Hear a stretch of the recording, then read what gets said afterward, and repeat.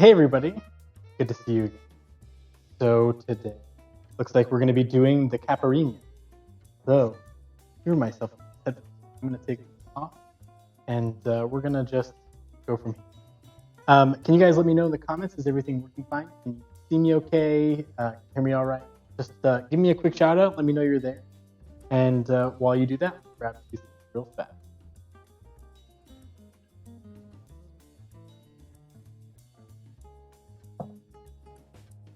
Okay.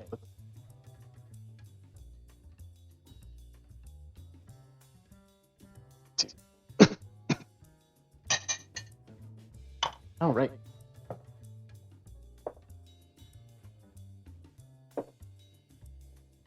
I am back. Oh, great. Good to see everything's working just fine. So just pulled 2 glasses from my shelf. Got this great glass here that I got from my buddy Jonathan, his company. Oh, gosh, totally going to blank on the name. I have this other one here, which is Trader Vic's classic. And Jonathan's company is pouring clay. All right, so let's go ahead and get started. Today I'm going to be doing something a little different. It's not truly a tiki drink, but you'll often see it on tiki menus. Sometimes it's considered an island drink, boat drink, and that's a caipirinha. And a caipirinha is, it's actually a Portuguese word, and it means hillbilly. There's a whole long story, and I'll jump into that in a second. But first, I'm going to tell you what a caipirinha is, and it's one of the most refreshing drinks you can have. It's an amazing summertime drink. It's an amazing heat. When you're out on the beach, sun, this thing is dangerous. I can't tell you, my buddy Shane Swart introduced me to a version of it to show you, but man, it might be my all-time favorite summer. It's light, it's refreshing, it is incredible. So, with that being said, let me tell you a little bit more about the caipirinha and its origins and its main spirit, which is the cachaça. So today we're not going to be using cachaça, we're going to be doing a twist with vodka, which is called a Caipiroska. But the caipirinha and cachaça are a Brazilian staple. In fact, the caipirinha is literally the national drink.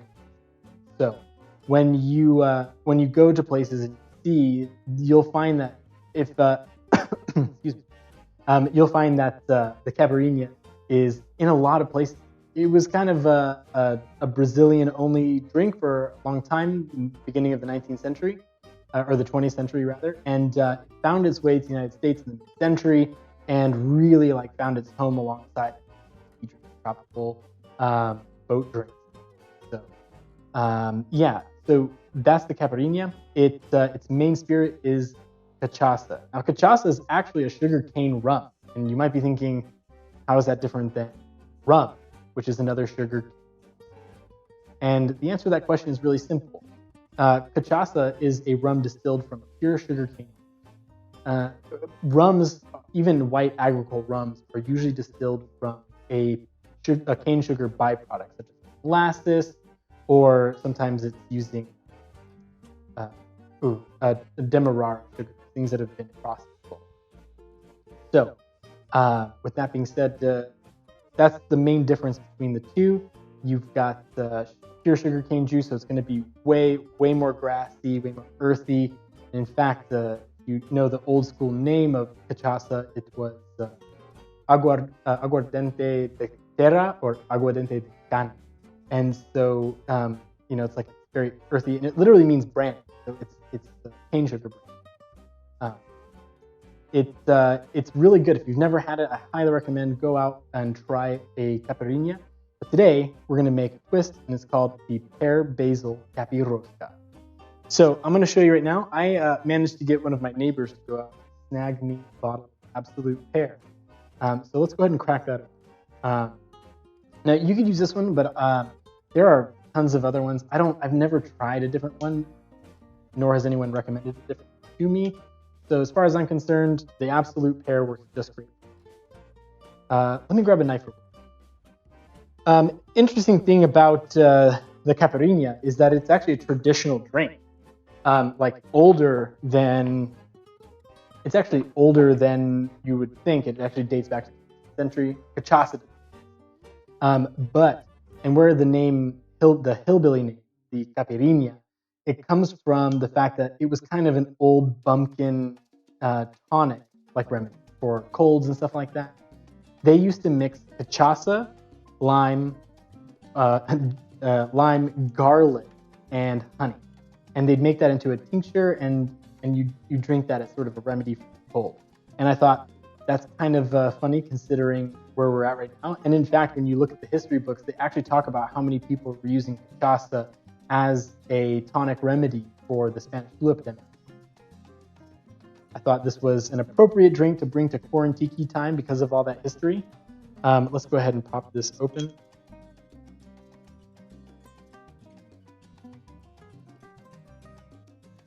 I don't know if you've learned, but I really enjoy about drinks, where they come from, why they are the way they are, the history behind them.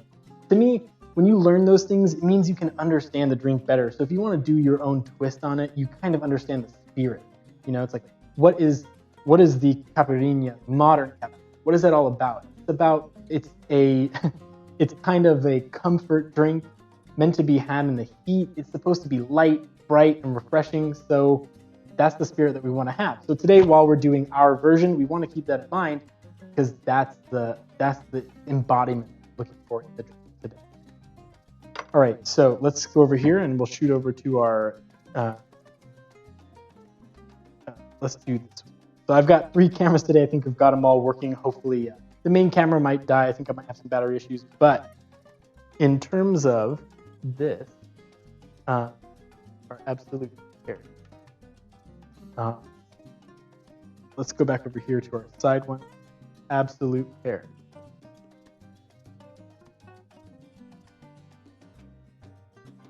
Let's go ahead and pop that open. Sorry, I keep playing. All right, so when it comes to how to do a Caipiroska, what we're going to do is we're using vodka instead of cachaça, but we are going to use lime. And again, I'm talking about how you use limes. We want to go ahead and give this a quick little light roll. You don't want to roll it too much, because we actually want a lot of the oils that are in the skin, because we're going to muddle this today. We're not just gonna juice it. We're not just gonna pour in like lime juice out of a can. That's just so. Let's jump over here, and I'm going to just quick snip the ends off of this. Do the same thing over here. All right. So what we want to do is we want to put this into like 8 pieces. We're gonna do 1, 2. And let's just go ahead and be safe, because I'm not cutting. There's 4.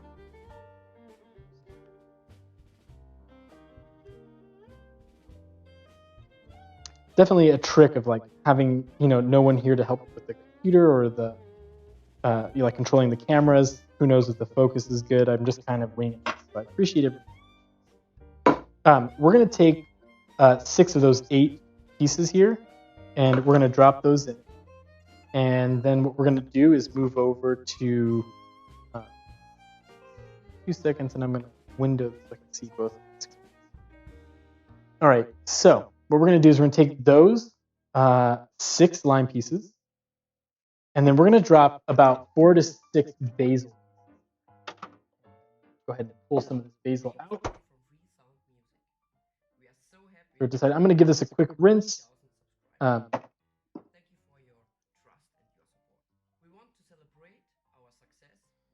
And I kind of mentioned this when working with the mint as well. So we're going to do 2 here, 2, 3, 4, 5. Let's pull another one off of this. Get some big. So let's go full 6 big pieces. Rinse these off. When you're working with fresh like herbs, it's really good to just give them a little smack. That helps the oil start to escape. And we're going to go ahead and leave that right there. I'm going to grab a quick.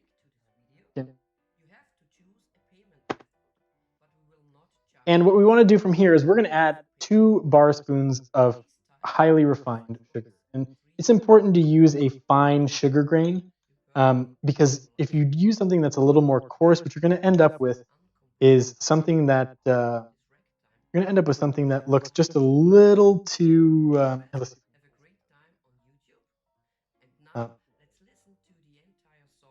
If it's too coarse, you're going to end up with kind of a gritty drink.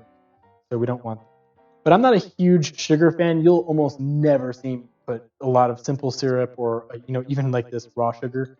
But that's what the traditional drink calls for, and we are not going to disgrace the Caipirinha gods. Ooh, dropped my glass. And we'll get that in a second. Okay, so let's go ahead and take a look. There are our ingredients in there. And what we're going to do is we're going to take this. This is a muddler. They come in wood, metal, plastic. This just depends. And we're going to go ahead and just kind of go in, and we're going to just gently start pressing all of that in. All right. And as we do that, what we're doing is we're allowing the juice to come out of the lime. We're allowing the oil to come out of the lime peel, the rind. And we're expressing more and more of that oil that's also in the basil. I don't want to pulverize this, but what I am going to do is just kind of give it a quick little twist, try to get some of that lime to the top, just so that I know it's all getting as much juice out of there as possible. All right, now that I've kind of given it one quick stir, let's just do one more, see how that. You can see there's a lot more liquid in there. Maybe. I'm gonna do one more quick little toss just to make sure I've got all the juice out of that lime, and then we're gonna call that done. I'll throw that over in my sink, and there you go. We've got ourselves some muddled lime basil sugar. So now what we're gonna do is we're gonna take our absolute pear, and we're going to give that a quick little, what we're going to do is about 2 ounces. And we're going to just little splash extra because it's not quite a.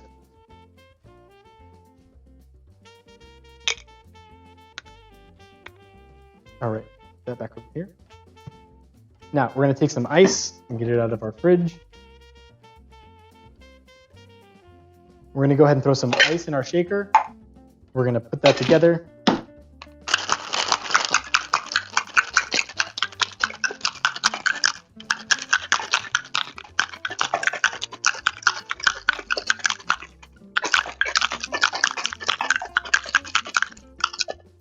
All right, nice frost build up on there. I think we're good to go. So let's go ahead and pull out our bag of crushed ice. This is a drink that truly, even as it sits in the ice, just gets better and better because it's so light and refreshing that as it continues to water down with the ice, it just becomes even more refreshing. It's really not a problem. If you have a drink that's heavier or very sweet, you start to notice how thin it's getting, and it kind of cuts into the enjoyment. But this drink, I don't mind it. I mean, I think sometimes you can really let it sit in the glass, and it just makes it even better.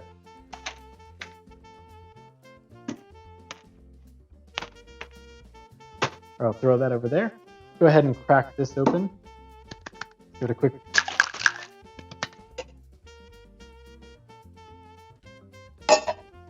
All right.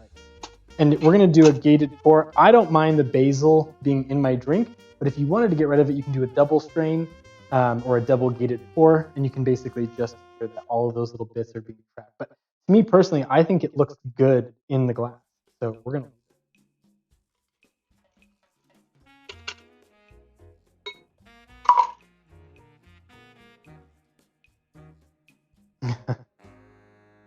All right, simple. So that looks incredible. What we're going to do is we're going to take 2 of the lime pieces. We're going to drop them right on top, and let's poke them down so that you can kind of enjoy them through the glass. And let's take a little bit of this basil. We're going to give it a smack. We're going to stick that on top just so you can really enjoy the flavors. And let's go with an orange straw today. But I don't like how long the straw is, so we're going to cut it a tiny bit.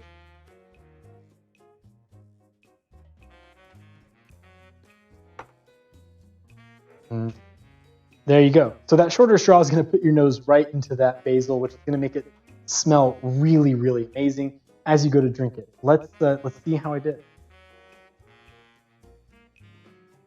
Yeah, like I said, one of the most light, refreshing drinks that I've ever had. Almost like candy without being too sugary. I love it. When you consider that all this is vodka, lime, a little bit of a little bit of basil and some sugar, it's pretty incredible how just sort of rich the boldness of the flavors are. Yesterday I sipped on my martinis, but ended up throwing them out at the end of the show because, I wasn't looking to go anywhere. This drink is amazing. I'm probably going to finish it, just to be told. All right, let's take a look. That went by really quick, and that makes an excellent drink to sit here and try crafting another cocktail. So I'm just going to tidy up a bit. Throw away some of this stuff. Now, I got a request. I'm going to look over here real quick. I did get a request to do a more sugary or a drink that someone who wants to, something that doesn't have quite as much alcohol noticeability. People who prefer drinks that might be sweet or fruity, but that still have a nice alcohol content. So today I'm going to do one of my favorites for that, and that's the Vanilla Sky. If you've never had a Vanilla Sky, it's a really interesting drink. And you can actually, there's quite a lot of room for flexibility to make it enjoyable. Again, I'm not a super sugary sweet person, but I actually really like the Vanilla Sky, and with a couple quick tweaks, even in the glass itself, you can pick up the sweetness for somebody, or you can, but really, even as sweet as it is, it's still very enjoyable. So I'm going to show you a little bit what that looks like. First, let's go ahead and clean out some of the stuff. As good as that basil is, I don't think it would be good in a vanilla.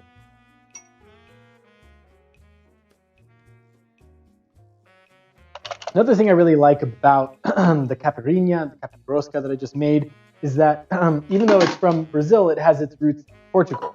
And I mentioned yesterday that my father's family is from Puerto Rico, and part of our family has deep roots in Portugal. In fact, my last name, Silva, is a Portuguese last name. So I thought all in all today was a really good, it was just serendipitous, all the different things that felt right about doing a Caipiroska.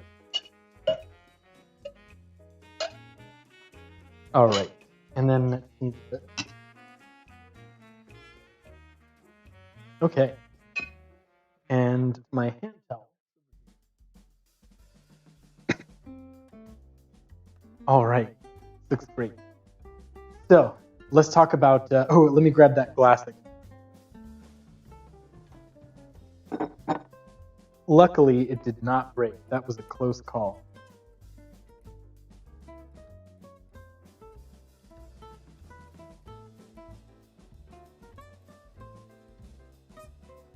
All right, so as I was saying, this is going to be a drink that is actually pretty easy to make at home, a lot of common ingredients. You can actually cheat this. If you don't have vanilla vodka, you can just add a few teeny drops of vanilla extract to your actual vodka. And you can kind of do that to taste first and then add it. But for me, what I did is I took some real Madagascar vanilla beans and I just threw them right into it. It's the real deal. Just liquor and vanilla. All right, let's give that a smell. You can smell it. It actually smells like a really faint, almost gentle vanilla extract. You've got the alcohol smell, but the vanilla is crisp. And I like that because I don't need a heavy vanilla drink. I'm gonna make it taste like a mouth. I'm not into that. Let's go ahead and start mixing up our next drink. All right, so for this, what we're gonna do, and this one, I'm gonna cut this in half because the ingredient call list is quite big.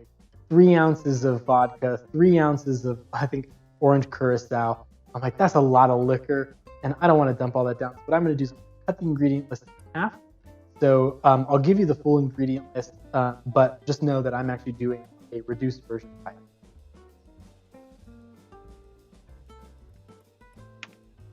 All right. So real quick, it's 3 ounces of vanilla vodka, 3 ounces of orange curacao. It's 1.5 ounces of orgeat, which is just simple syrup, almond flavor in it. Again, something if you haven't tried tweaking and making. And then 1.5 ounces of lemon and 1/2 a cup, so 0.5 cups of pineapple. So let's go ahead and get started. All right, we're gonna do 1, 2, and we're gonna, oh, you know what, actually, that's probably perfect. These are just like 75% of the ounce, so that should be 1.5. We're going to do the exact same thing for orange curacao. We're going to drop in 1 full one and another full one, right about where we. Okay, so you could use either lemon juice or lime juice. It depends on what you like. Honestly, even for people who don't like lime juice, lemon juice still works. I mean, even for people who don't like lime juice, it still works. A lot of people don't know there's lime juice in it because it's not that much. And the other ingredients are a lot more powerful. I actually like how tart it is with the lime, so that's what I'm going to stick with. And that's what it is traditionally. So we're going to do 1.5 ounces. Cut in half is 75. So I'm going to do one of these. And then I'm going to do 1.5 cut in half of orgeat. So that's going to be one of those. That's pretty. Probably could cut that back. Going to take a quick break. All right, so the only thing we have left to throw in there is our pineapple juice, and it's a half a cup, but for today we're going to do a 1/4 cup. So eyeball about 1/4. Throw that in, and then we're going to load up with ice and give it a quick shake.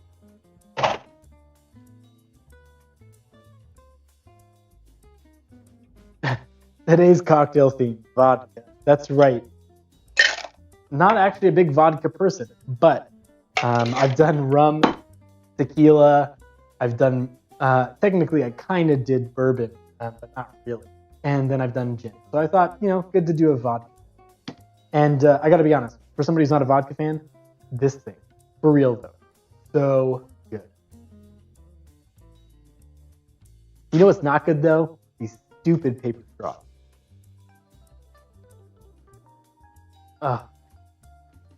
Cheers. All right, let's give this a shake.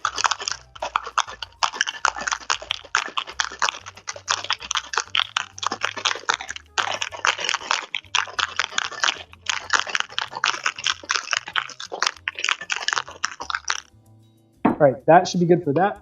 Go ahead and open that up. Okay, all good there.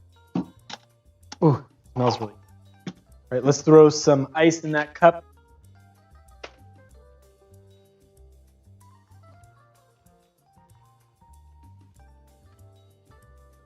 And I'm not going to fill it totally full of ice. What I'm going to do is kind of just leave it about 3/4 full, see how much this liquid takes up, and then we will go from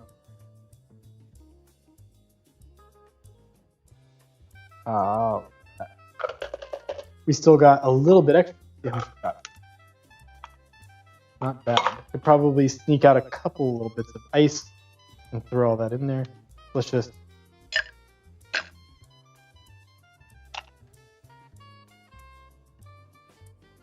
there we go. All right, let's move some of this stuff out of the way. Take some ice away. Now, you could probably garnish that with a little mint. That would probably work all right. Not a ton though, because the citrus flavors are kind of subdued, so we wouldn't want to overpower the sort of sweetness of the drink with, that heavy mint.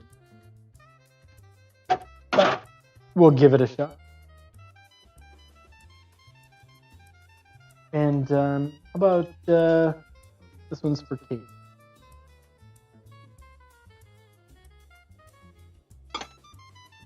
Do our straw behind the backside. And let's give that a taste.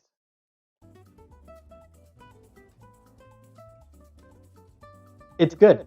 Again, it's one of my favorite sweet drinks. It's not too sweet, but most people love it. You can't tell there's alcohol, and there is a ton. So what do I think about the flavor? What I enjoy about it is that the orange curacao and the pineapple work really well to kind of create this smooth, fruity taste that works really, really well with the vanilla vodka. And that lime just kind of helps take the edge out of the sweet. And way, way back there is that almond flavor that I think kind of just adds to that sort of creamy taste. And if you don't know, the cool thing about pineapple juice is it tends to foam up, which is, if you work with it, can be a really cool part of your drink. It adds a head to your cocktail. It makes it a little more interesting. If you want to do a float, that head catches a lot more of the color. So, this could be a great thing, or even if we don't want to add let's just do it. Even if we don't want to add the flavor of grenadine, we could do a float really easily just to give a little color pop at the top. All right, so I'm going to switch over to my detail. And we're going to just put a little bit right on the back side of the spoon. And there we go. That's it. That's all we're going to do. And that is it. And in fact, I think the last few days I've actually been pulling these blinds down. And I realize now you guys have probably been blind from how bright it is. So let's bring down the lights and relax.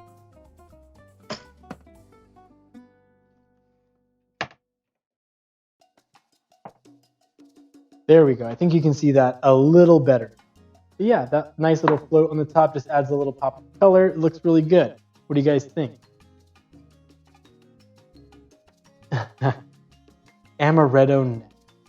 I think we can do that. We could do a take on an amaretto sour. So it's really good, but as much as I think this is great, this is incredible. So if you've got vodka around and you want to try a vodka, even if it's not pear-based, all you need is a little lime juice, some sugar, literal lime, muddle them with some sugar. And if you've got basil laying around, that's great. If not, you can do a vodka version, but just straight Caipiroska, no pear, no basil. It's still going to be bright, refreshing, so good. And for those of you who like sweet stuff, you can actually add a little bit more sugar. If you're into sweet stuff, I would say maybe double it, maybe 4 bar spoons of sugar. I know that's a lot for me, probably a lot for a lot of people. If that's your thing, go for it. And I've also seen people take a glass, do a little lime juice on the top, and drop it in a ring of sugar, just to give it sort of like a fancy tropical vibe. Margaret.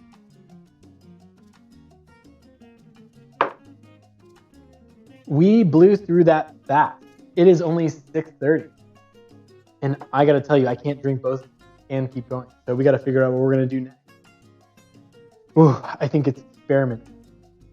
I'm going to put this one aside. And throw this over there. Let's go ahead and tidy up one more time. All right. I think I've got enough ice for one more cocktail. And I definitely have plenty of ingredients. I saw a meme going around of what it's all going to be like. Our first week of quarantine, we're all making crazy, amazing cocktails, and by 6 months, we're going to be drinking blue curacao straight. Thought that was fun.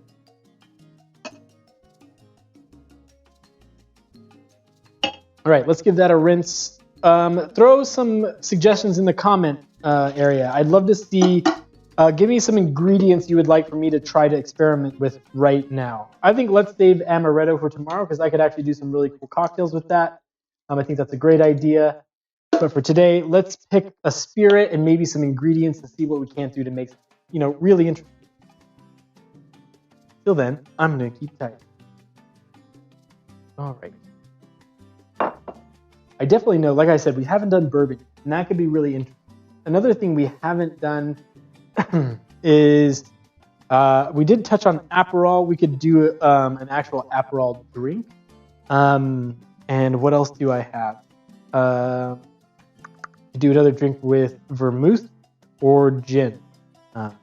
I'm good on the tequila. Favorite thing. So, what do you think? Drop a comment right now. Let me know. What spirit should we start with?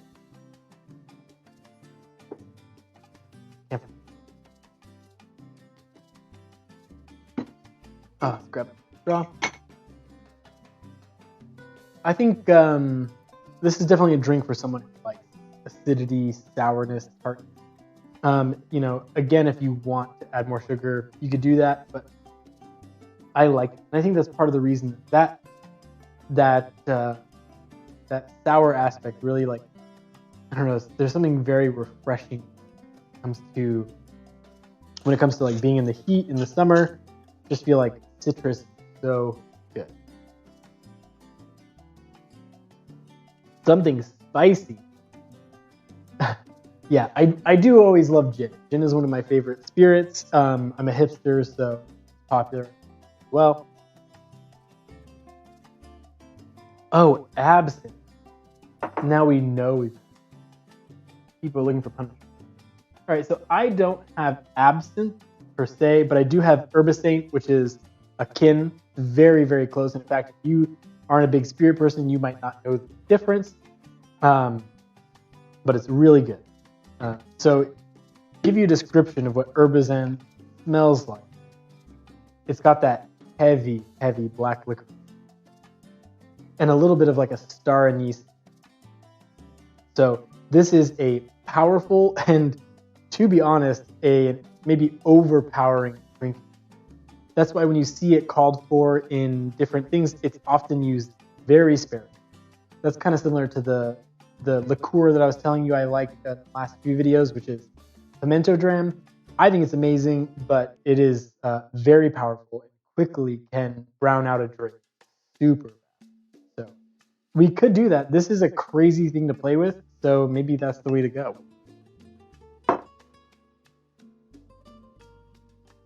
All right. So if you're gonna go really herby, very spicy, you're going in that black licorice category, you're gonna limit your fans real quick on who's gonna want to drink this. So we've got to quickly figure out how to bring that in as an underscore to a drink that kind of pre-exists outside. You'll see this used a lot in things like zombie, sort of similar how like a lot of like this, I think it's a scorpion or one of the punch bowls in Tiki. Pretty sure it's the scorpion. Uses sherry. Sherry is another really powerful, ingredient for a drink. So it's like you want to be really mindful how much goes in.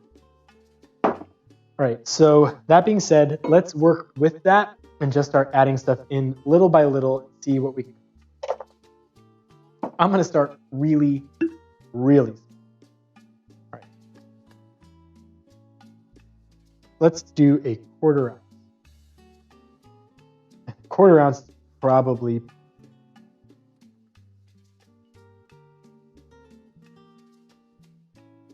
All right. So let's give that a quick smell. All right. So in a larger canister, you're still getting a lot of that black liquor. So what we want to do is probably start cutting that with the juice. Let's do something different. I've done a lot of lime today. Let's do some lemon juice. Let's start with 1 ounce.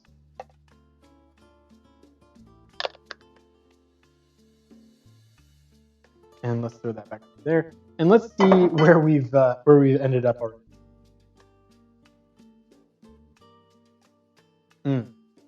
Still black licorice, way, way up front. I mean, I almost don't even know there's lemon in there. So let's start bringing in a sweet flavor. I know I just used an orgeat, so let's skip that. Let's go ahead and put that back on the shelf. And let's maybe go for a Fallernum. Now, I talked about Fallernum the other day. It is an almond liqueur. It's different than orgeat. It sounds very similar. But with this, you're actually getting a much more soft, roasty almond flavor as opposed to the orgeat, which is very like bright, front and center almond. This has, it has a very like familiar smell. I can't put my finger on it, but it's very like roasty and sweet. All right, let's, I can tell you whatever we put in there is going to need sugar. So we're going to do 3/4 of an ounce. Do 3/4 of an ounce of Fallernum. Drop that in. So what we are missing for sure is our main spirit. We've got our herbicide in there, which is going to be a very powerful player. All right, it's starting to get there. That sugar is actually bringing the lemon up to the front. Starting to feel a little more balanced, but on a scale, it's like herbicide, and we went from here with the lemon to like here. So better, still not great. let's figure out what else we need. As I'm doing this, it kind of makes sense why the zombie has like 1,000 ingredients in it, because it's like somebody was like, oh, you should use that really nasty stuff, that herbazan, and they're like, okay, and they're like, no, man, no, okay, that's good. So I think I'm picking up on the history of how this drink probably happened. All right. So let's go for something interesting. Let's look. All right, this is Aperol. We used this the other day. It's only 11% alcohol by volume, but I think this might act as another good balancing spirit, but we'll do less. We'll use this like an orange curacao. We'll do this at about a third of whatever our final liquor actually is. You're going to notice a theme here. I'm pulling the same stuff every day, just trying to make it different. It's hard to be creative when you're limited to what's literally behind you. All right, let's give that a quick smell. All right, I think we're finally about balanced. And when I smell this, I smell gin. Gin is what I think is needed. So let's go ahead and grab some of that. But I think we could spice it up and not do just gin. We could probably cut our main spirit body in two. We could probably do gin and maybe bourbon. I know that sounds crazy, but we'll give it a shot. Maybe it'll be a total disaster like yesterday, but you don't know if you don't try. So let's do that. Do one, and then we're going to do a half.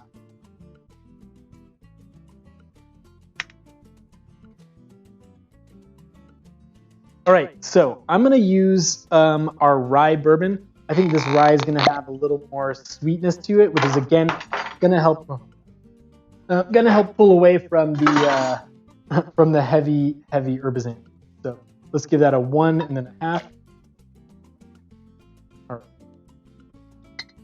I mean, this is very much turning out like you would do a scorpion bowl or a zombie. Now, you're gonna have a lot of ingredients that are going to create a very unique flavor. Smells pretty good. I think I'm gonna need to do a taste test, and since my spoon just fell on the floor, use a straw.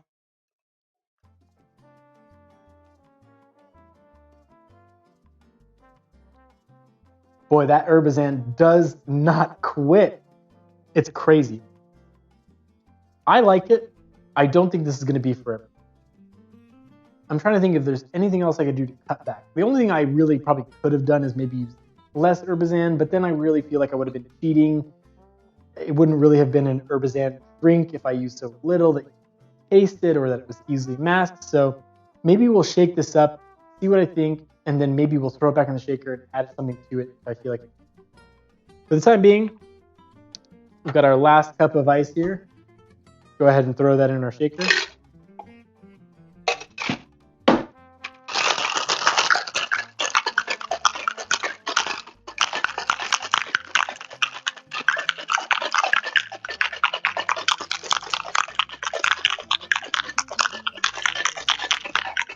I'm going to shake for a long time because I think this drink needs dilution.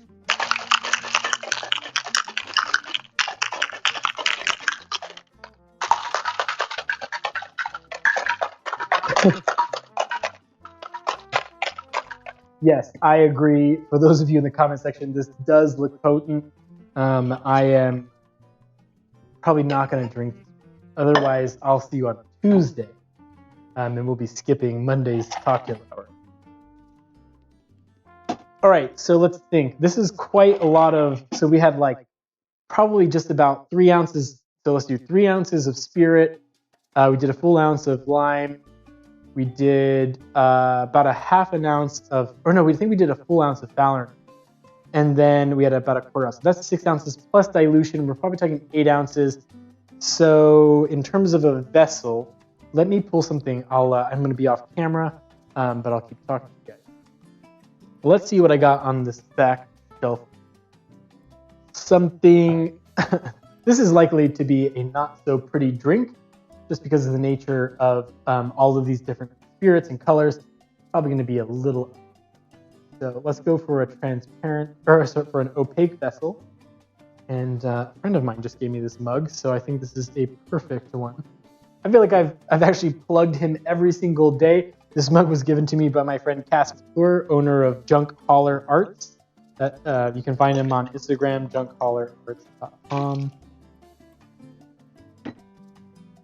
All right, so let's go ahead and fill that up with the last bits of our ice.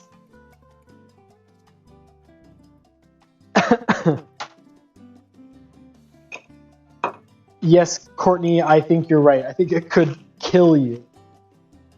All right, so let's leave a little bit left in the cup. I'm going to go ahead and switch over to our other camera.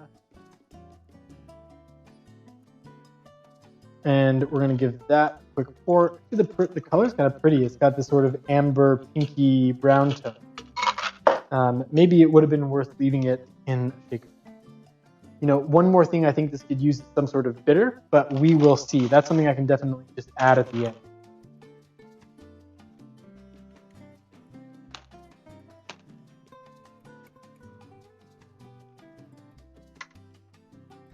All right, there we go.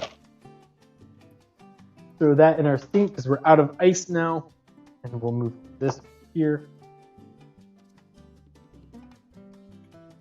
All right, we've got our nice little tiki man looking very pretty with his colorful emerald eyes. Let's give this a taste.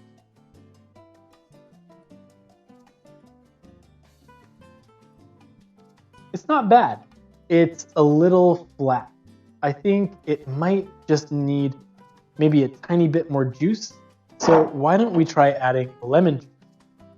But let's only add about a half. Like overall, the flavor is actually pretty good. So I'm just literally going to throw this back in. I'm not even going to shake it. I'm just going to mix it back with our other ingredients. And I'm going to go ahead and pour our drink in first.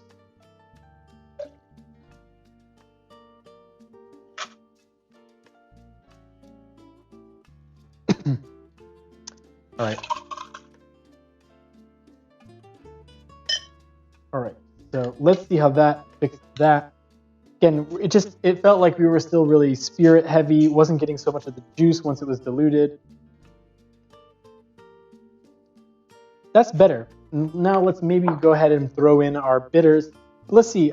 Normally I pull our Angostura bitters, but let's see what else I got. We've got orange bitters, which I used yesterday. I have some other aromatic cocktail bitters. Black almond. Give that a. Ooh, yeah, that smells incredible. Let's do that. 1, 2, and I'm gonna do 3 shakes of that, and I'm gonna do the same thing. I pour it back in our shaker. How to describe the black almond? The black walnut bitters. It has an earthy, woody, sweet smell to it. Kind of hard to explain. It definitely has like the essence of those wood tones, but it's surprisingly sweet smell, almost like molasses. So let's go ahead and throw that back in.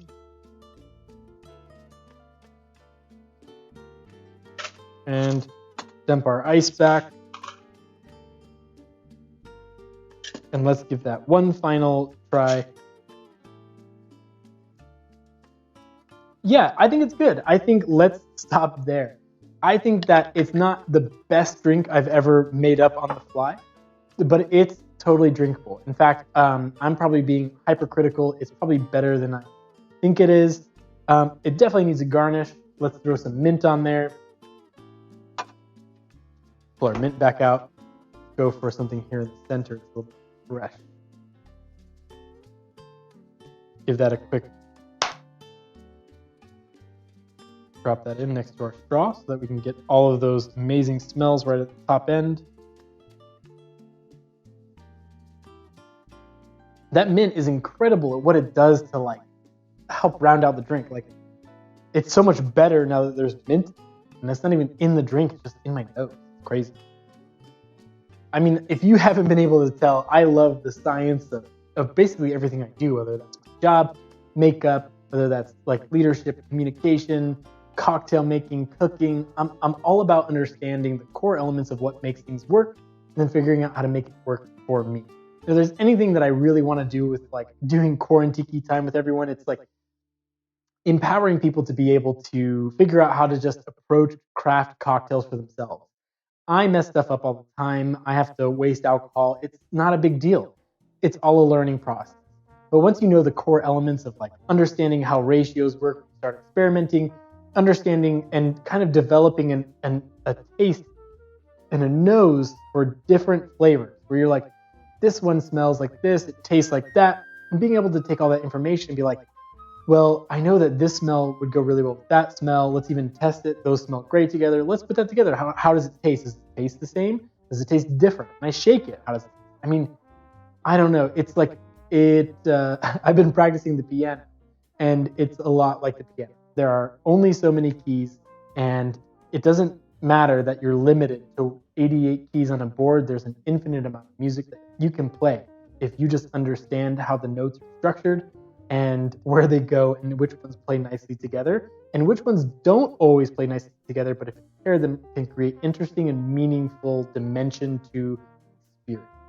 So I know it's a little cerebral and high concept for a little Quaran-Tiki cocktail hour, but that's definitely my passion. I love like coming up with new and creative things when it comes to how you think and approach problems. And to me, a cocktail is just a problem to be solved with a delicious result. So I don't know how much more I have left. I think I've done 3 cocktails. I'm sad that I'm gonna have to dump probably 2 of them. Wish somebody was here to drink them. And I'm glad you guys are here to enjoy this time with me. I have said it every single day, and I'll say it again. It means so much to me that you show up and we share this time together. I really do forget that I'm by myself. Didn't get to listen to the music with you guys today. I hope you enjoyed it. Let me know what you thought. I switched from more just kind of loungy music to something more samba, because that sort of like Latin samba vibe felt right for the Caipirinha. So yeah, give me some comments and feedback. Would love to hear what you think, and really, really appreciate you guys being here. Before I sign off, I'm gonna give you guys a second to comment if you have any questions. And then if not, we will part ways, and hopefully you guys have a delicious drink in hand, and we will cheers one last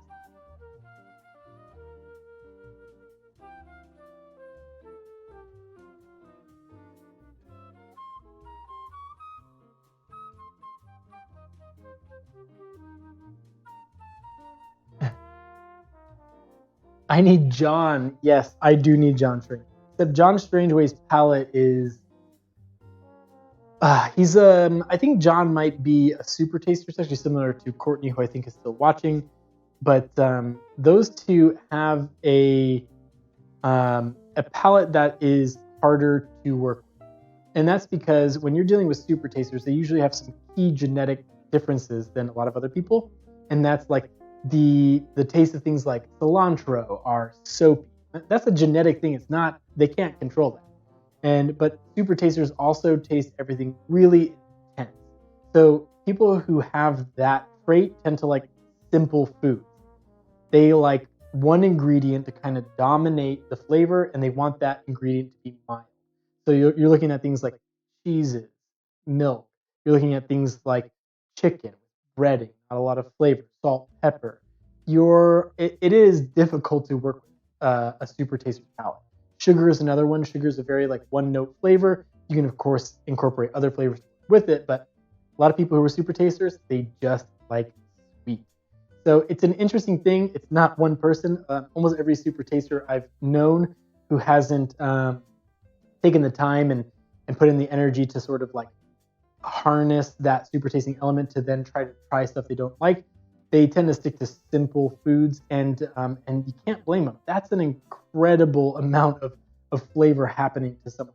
Like, imagine if you saw 2 more colors than everyone else. You'd probably like black and white and gray. So you would like color in small doses and in controlled environments. Yeah, it is John would not be the best candidate for a taster, though he is, even if he doesn't like stuff, he's able to kind of pick out the things that other people like, which could be helpful. As we all come out of quarantine, I'm hoping that some people will join me. I'm sure once we're out of quarantine, I won't be doing this every single day. Maybe we'll do it once a week, and maybe we'll do it a little later. The sun goes down and we have all the cool, colorful lights. That would be a lot of fun. I'm a big fan of trying to create routines and and to stick to stuff. And so this is a great opportunity for me. It sucks to be home. It's not the most fun to be by myself, but it has given me the chance to do things I'm not normally doing, to connect with people I don't normally get to, and to be able to put time and energy into creating new routines that are better and healthy for me that I'm excited about. So while, yeah, sometimes it gets lonely, it's not the most fun. I'm super thankful for this time. I'm thankful for time with you guys. I'm thankful for the time and energy that you're giving back. And I look forward to doing it tomorrow. Again, I think tomorrow is going to be a amaretto day. I'd love one other drink idea. I've enjoyed being able to do 1, 2, or 3 ideas. So if you can let me know what would be another drink idea you would like. I saw Sazerac was up there. I saw amaretto. Hit me up. Let me know some more. And with that said, I know we're actually a few minutes early, so I'm probably going to sign off. 9 minutes to go, unless our comment section suddenly has some questions. I think that's going to be it for me. So let's give that a look real quick. Join me in the comment section.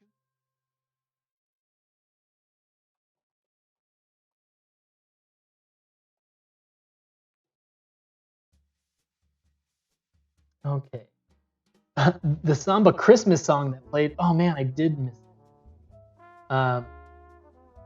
Oh, people like Shauna says she likes when the music matches.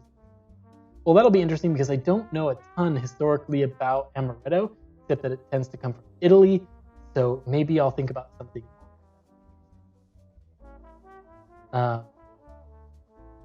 Oh, Laura, Frank Sinatra, always a classic. Anything with whiskey. You know what? I agree. I think tomorrow is definitely going to be a bourbon and amaretto day, which is great because one of my favorite amaretto sours actually is a split between amaretto and whiskey. I love. So maybe I'll share that with you. It's a little different than some other amaretto sours. I might even do a little bit of like. Maybe what I'll do is during the day I'll make some sour mix at home, not just lemon juice and sugar. I'll make homemade sour mix with maybe a little bit of a twist, and I'll document that as I do it tomorrow and throw it up on Instagram. That way you guys can keep up with me tomorrow during the day, and there'll be something interesting that will tie in later to tomorrow. Let's see, other comments, question.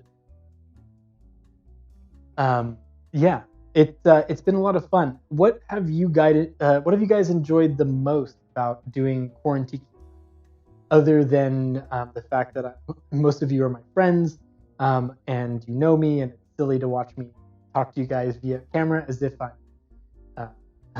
I'm not in the same room as you. Like, what is it that you love about it? I'd really love to hear what you think, and don't be afraid to give some constructive criticism. I definitely need it. I'm the only one here, so as far as I'm concerned, I nail it every day. I just BS my way through everything. So we'll just make that up. If you guys see stuff you want to change, you thought the lighting was too bright, dumb stuff like that, just let me know. I'm super duper interested.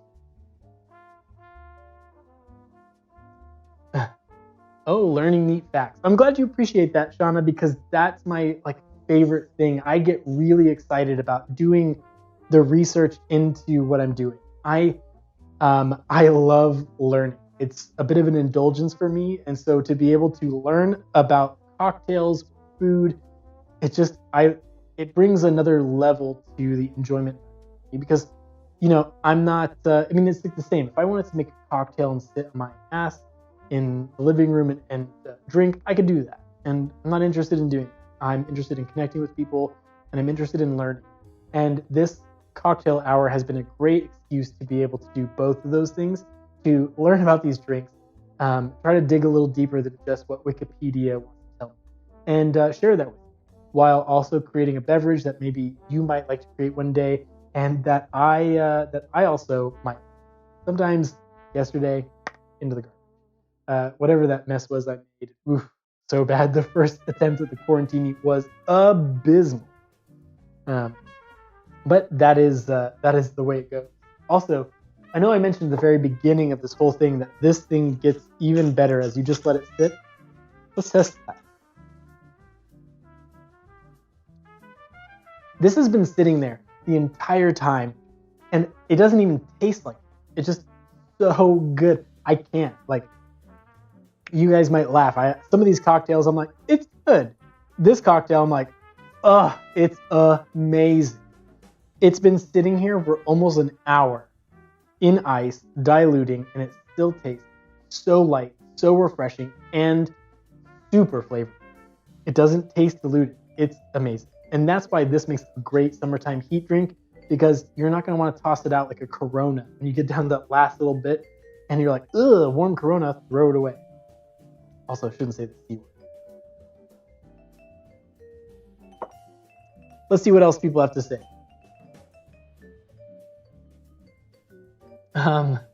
Learning facts, the historical element of tiki drinks.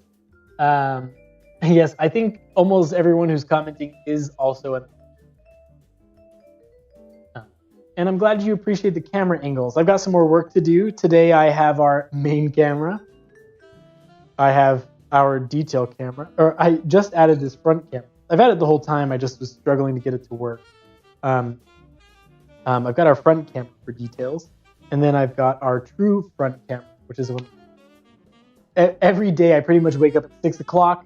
I get on YouTube and try to figure out more ways to tweak the camera. I've owned this camera for like 5 years, and I still don't really know how to operate it. I'm trying to learn all this stuff as I go. It's definitely a trial and error process. I don't know anything about lighting or sound. It is literally an all-day process to set up for this show tonight. I think I start actually behind the bar, putting stuff out, cleaning everything, gathering ingredients, making sure all of my notes are written down right around 4 o'clock. So even though I join you guys at 6, I've actually been down here, about 4 o'clock, maybe 4:50. It definitely is an all-day affair. I have to intermix that with work over the phone, even though it's the weekend. Do weekends even exist anymore? I don't think so. Literally just like every day blurs together. So I've got work. I try to do things like practice the piano, try to work out, try to work on the house, and all of those things take time. But this thing has really been my pet project while I'm here quarantined at home, and it's definitely been a really exciting experience to have the chance to creatively and with no pressure play with all the equipment, learn how to use it, change the settings, have a camera fail on me in the middle of streaming, and then just keep going anyways. It's been a great time. I think we are just at the C word. But to be honest, I still.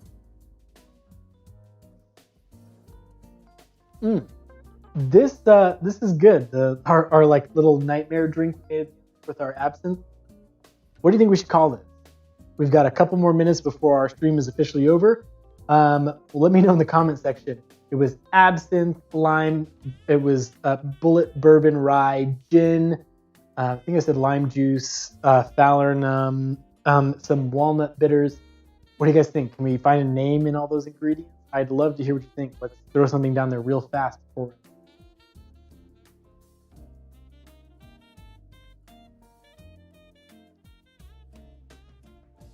All right, I left our Vanilla Sky over here to sit sad. Let's see. We're gonna do one angle for each one of these. So, cheers. Cheers. Cheers.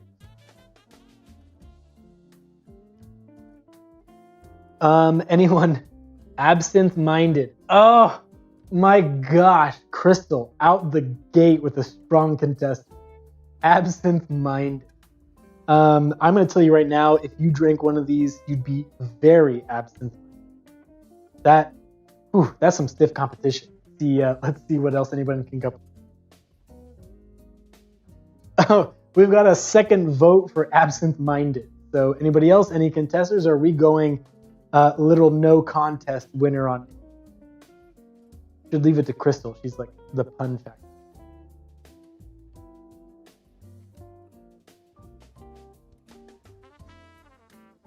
No? Anyone else? Last chance. We're going to give it 10 more seconds. Throw something in there as quick as possible. It's officially 7 o'clock. Our time is actually up. Feel free to keep leaving comments. If you think of something, hit me in the DM. Thank you for joining me today. It's been a lot of fun to have you. I love being able to do this for you guys. And as long as you guys keep showing up, I'll keep doing it. And if you want me to do something different, I can talk about art. I can talk about all kinds of things. I can just show you guys what I'm doing, working in the house. Whatever you guys want to see, I'm open to showing you. Just let me know. That being said, thank you so much. I can't hold all three at one time, so I'm gonna dink it. Cheers, everybody. It's been a real pleasure having you.